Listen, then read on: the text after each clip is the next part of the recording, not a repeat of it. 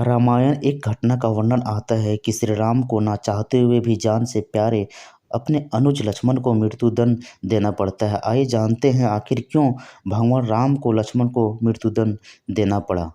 ये घटना उस वक्त की है जब श्री राम लंका विजय करके अयोध्या लौट आते हैं और अयोध्या के राजा बन जाते हैं। एक दिन यम देवता कोई महत्वपूर्ण चर्चा करने के लिए श्री राम के पास आते हैं। चर्चा आरंभ करने से पूर्व वो भगवान राम से कहते हैं कि आप जो भी प्रतिज्ञा करते हैं वो उसे पूर्ण करते हैं। मैं भी आपसे एक वचन मांगता हूँ कि जब तक मेरे और आपके बीच वार्तालाप चले तो हमारे बीच कोई नहीं आएगा और जो आएगा उसको आपको मृत्यु दंड देना पड़ेगा। भगवान राम यम को वचन दे देते हैं। राम लक्ष्मण को यह कहते हुए द्वारपाल नियुक्त कर देते हैं कि जब तक उनकी और यम की बात हो रही है वो किसी को भी अंदर ना आने दें, अन्यथा उसे उन्हें मृत्युदंड देना पड़ेगा। लक्ष्मण भाई की आज्ञा मानकर द्वारपाल बनकर खड़े हो जाते हैं।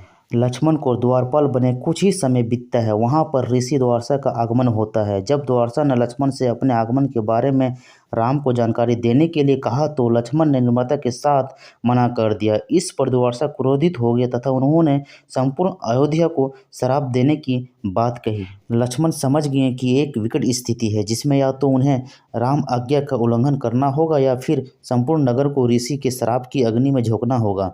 लक्ष्मण ने शीघ्र ही यह निश्चय कर लिया कि उनको समय का बलिदान देना होगा ताकि वो नगर वासियों को ऋषि के श्राप से बचा सके। उन्होंने भीतर जाकर ऋषि दुर्वासा का आगमन की सूचना दी। राम भगवान ने शीघ्रता से यम के साथ अपनी वार्तालाप समाप्त कर ऋषि दुर्वासा की आव भगत की, परंतु अब श्री राम दुविधा में पड़ गए क्योंकि उन्हें अपने वचन के अनुसार लक्ष्मण को मृत्युदंड देना था। वो समझ नहीं पा रहे थे कि वो अपने भाई को मृत्युदंड कैसे दे, लेकिन उन्होंने यम को वचन दिया था जिसे निभाना ही था।